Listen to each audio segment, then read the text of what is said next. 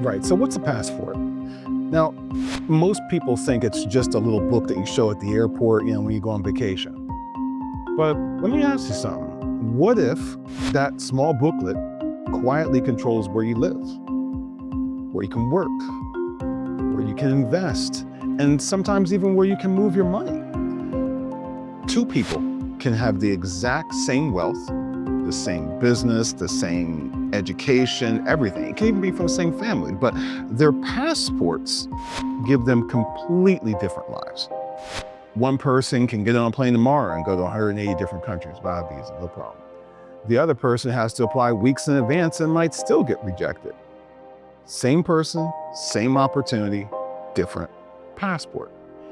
And that difference changes everything. Most people really never think about their passport, especially if you're born with a strong one. It just works. You book a flight, you land somewhere, you go through immigration, apply for a job somewhere, you get the best salary. It's no problem, right? So it feels normal. But that's only normal if you were lucky enough to be born into the right system. Because for a lot of people around the world, a passport isn't freedom, it's a restriction, a wall. You apply for a visa, you get rejected. Banks don't even want to deal with you. Certain countries make it difficult for you to enter or to do business there. And that's when people discover something highly uncomfortable. Your passport isn't simply identification, it's permission. It's permission to move, it's permission to work internationally, it's permission to participate in different parts of the global economy, invest where you want. And not all passports grant you the same permission. Imagine this, real world example, you're at a business meeting, two business partners, same company, same deal. Some meeting in London, one partner has a European passport, she books a flight, lands at Heathrow, walks through immigration, goes straight to the meeting. The other partner, I'm sure you've seen this before, he has to apply for a visa weeks in advance, provide bank statements, employment documents, invitation letters, education certificates, whatever. Maybe even attend an interview, and sometimes they still get rejected. Same business, same opportunity, but the passport decides who actually gets to show up. So the world has changed. Now, see, here's the part that most people don't really like to think about. Mobility isn't permanent. Governments change the rules all the time. Wars start, we're seeing that, right? We're seeing that. Sanctions appear. Countries suddenly stop allowing entry from certain passports, even ones that seemed permanently strong. But nothing lasts forever. Banks close accounts just because where someone happened to be born, where their passport is. We've seen this happen again and again over the past few years. Borders closed overnight, visa agreements suspended, financial systems cutting off entire nationalities. When those things happen, people suddenly realize something. Your passport controls more of your life than you thought. It's not just about travel, it's your opportunity, it's business, it's access, even security. For a lot of people, this realization, unfortunately, comes too late. I spoke with clients who only really started thinking about this after they ran into a wall, right? A visa rejection. Banks just refuse to open their account because where they're from, or suddenly just realizing that their children have fewer opportunities internationally because of the passport they hold, where they can go to school at. That's when people start asking the question, what options do I really have? Because the truth is, most people assume mobility is permanent, but it isn't. Mobility isn't. You don't own that passport. It's the government's. It's political, and politics change. Now, there's a group of people who approach this differently. They think about mobility the same way they think about investments. They diversify. I mean, you wouldn't put all your money into one stock generally, right? You wouldn't keep all your assets in one bank. So some people ask a very simple question, right? Why keep all your mobility, all your access tied to one passport? It's not about abandoning your country. It's not about patriotism. It's about putting yourself and your family first. It's about having options to move, options for safety, options to operate internationally if the world, or should I say, when the world changes. right? Because flexibility has value.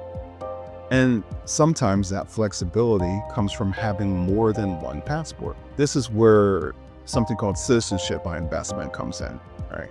Several countries around the world, I say more than several, there's many countries around the world, offer legal programs, right, that allow qualified applicants to obtain citizenship through investment. Now, I'm not talking about where you marry somebody or your grandmom's from a different country and collect the citizenship like that. Now, I'm talking about citizenship by investment. And the countries are located in many countries around, in many places around the world. So the Caribbean, South Pacific, even some in Europe. Countries like Dominica, St. Kitts and Nevis, Grenada, Nauru, even some opening now in Africa recently, Sao Tome and Principe and Botswana. These programs were designed to attract international investors and entrepreneurs in return for either a structured investment or government contribution. Applicants can obtain citizenship, and often within just several months. And that citizenship can provide visa-free access to many countries around the world, and a plan B. For some people, that becomes part of a long-term strategy, not simply about a relocation, not abandoning your home, just creating options, giving yourself a different tax residence, giving you and your family access to travel in the facilities for another government, another part of the world. Think of it like insurance. You don't buy insurance because you expect your house to burn down, right? You buy it because if something happens, you want protection. You buy it because if it does, you don't want to be out in the street. A second passport works the same way. You may never need it, but if the world changes, or should I say when the world changes, if travel comes restricted, if businesses require more mobility, having that second option makes a huge difference. It makes all the difference. The world today is incredibly connected, and also exceedingly unpredictable, more so now than it's ever been. Travel rules change all the time. Financial regulations change all the time. Governments change policies overnight. And people who operate internationally, and there's more of us now, are realizing something super important. Mobility is no longer just convenience. It's a strategy. It's keeping doors open. It's about making sure you and your family have options. It's about making sure your business can continue operating no matter how the political landscape shifts. And it's gonna shift. It's doing it right now. That's basically why we created this series. It's called The Global Gel. And in this series, we're gonna break down to you how you can create mobility and flexibility no matter where you wanna be around the world. So we're gonna talk about second citizenship, residency programs, global mobility strategies, and how different passports open different doors depending on what you need. Some doors you might not even realize even existed, because once you understand how the system works, you start to see the world very, very differently. If you're curious about a second or third citizenship or mobility options for yourself, for your family, you can speak with us. You speak with me and our team. We'll walk you through what's possible for you and what actually makes sense for your situation, because there's no one size fits all. This is bespoke, this is tailored. Because in today's world, mobility just isn't a convenience, it's strategy. And sometimes having options makes all the difference.